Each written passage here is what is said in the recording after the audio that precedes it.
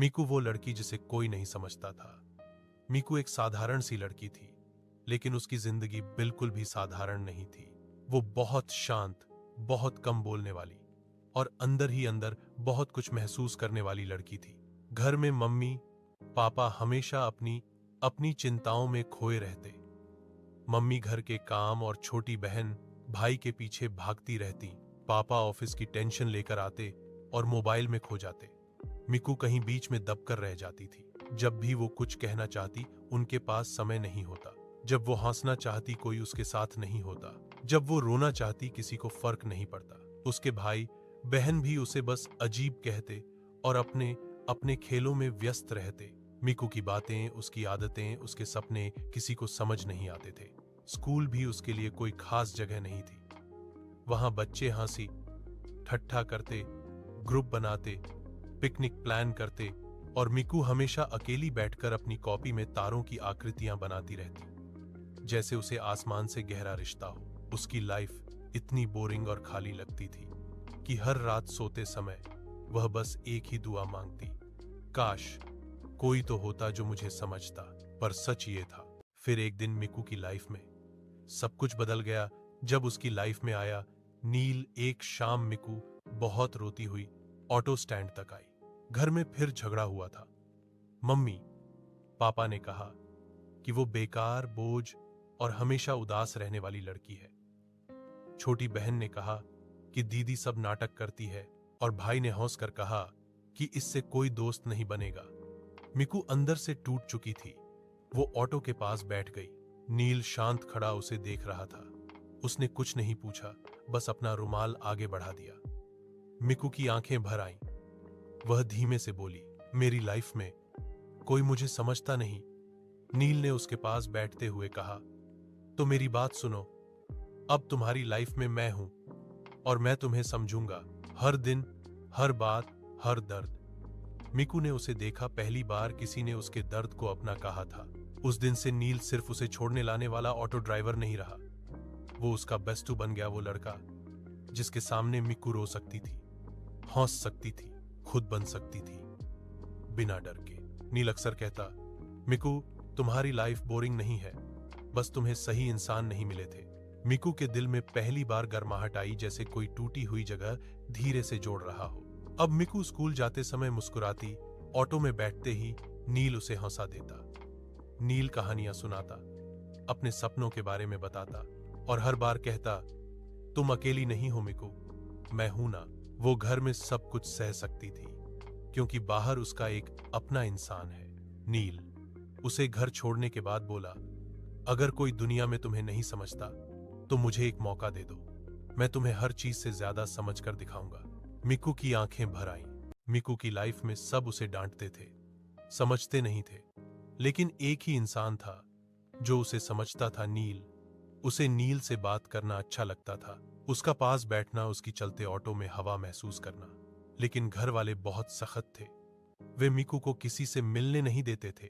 इसीलिए मिकू ने अपना एक छोटा सा प्लानिंग बना लिया। कंप्यूटर क्लास का बहाना। मिकू घर में बोलती, मम्मी मैं कंप्यूटर क्लास जा रही हूं। और हां, वह क्लास तो जाती, लेकिन क्लास खत्म होने से 20 मिनट पहले वह चुपके से पीछे के दरवाजे से निकल जाती। वहां गायत्री मंदिर के पास नील अपना ऑटो खड़ा कर इंतजार करता रहता था, जैसे उसे पता हो कि मिकू आएगी।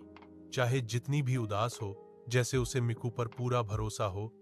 नील उसे देखते ही मुस्कुरा देता। वह कहता, आज फिर छुप कर आई हो? मिकू हल्की हंसी दबाते हुए बोलती, और नहीं तो क्या, तुमसे मिलने के लिए ये सब करना पड़ता है।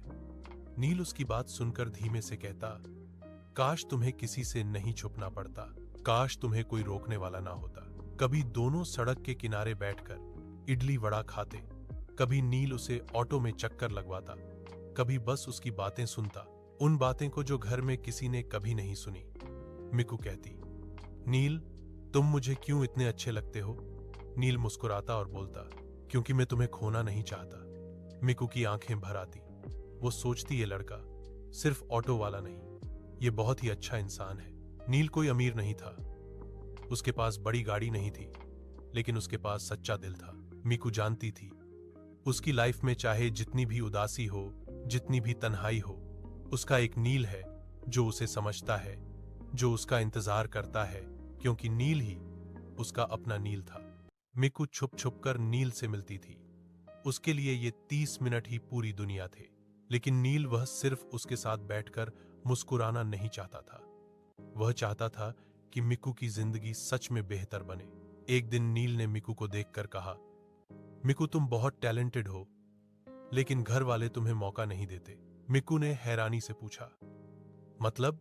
नील ने धीरे से कहा, मतलब मैं तुम्हारे लिए जॉब ढूंढ रहा हूं। मिकू चौंक गई।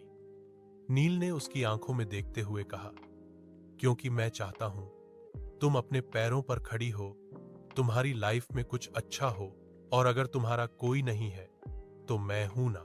मिकू की आंखें भर आईं। किसी ने पहली बार उसके लिए इतना सोचा था। नील दिन भर ऑटो चलाता, कंपनी में, ऑफिस, दुकानों पर रुककर पूछता, भाई कोई लड़की का काम है? कंप्यूटर जानती है, पढ़ाई भी करती है। कुछ ने मना कर दिया, लेकिन नील हार नहीं माना। हर दिन वह मिकू को बताता। आज 3 जगह पूछा। एक जगह उम्मीद है। मिकू बस उसे देखती रहती, उसे समझ नहीं आता था नील इतना सब उसके लिए क्यों कर रहा है। लेकिन नील जानता था मिकू का घर उसकी आवाज दबा देता है, उसकी पहचान मिटा देता है, उसका आत्मविश्वास खत्म कर देता है। और वह चाहता था कि मिकू दुनिया को दिखाए कि वह कोई साधारण लड़की नहीं, वो बस समझे जाने की हकदार है। नील उसके सामने आया। उसके हाथ में एक छोटी सी पर्ची थी। उसने कहा, मिकू मिल गया, तुम्हारे लिए जॉब मिल गई। मिकू के हाथ कांप गए। वो हैरानी से बोली, मेरे लिए? सच में? नील ने मुस्कुराकर कहा, हां मिकू, तुम्हारी लाइफ बदलनी चाहिए, और मैं चाहता हूं ये शुरुआत तुम खुद करो। मिकू रो पड़ी, क्योंकि नील सिर्फ उसका बेस्टू नहीं रहा था, वह उसकी जिम्मेदारी, उसका सहारा, उसका सबसे बड़ा स्टैंड करने वाला इंसान बन गया था। तो अब वीडियो में कमेंट करके बताओ मेरी मिकू आज की स्टोरी तुमको कैसी लगी।